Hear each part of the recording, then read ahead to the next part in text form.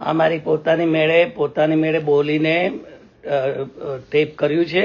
ઘણી બધી ક્ષતિઓ હશે તો માફ કરજો, પણ આ બહુ જ સરસ જૂનું પુરાણું આપણું એક ગુજરાતી ગીત છે, મંગળ મંદિર ખોલો. સાંભળજો. આમાં હું ઘણી વાર રિપીટ બી કરીશ, કેમ કે મારો હાથ બરાબર બેસે. Thank you.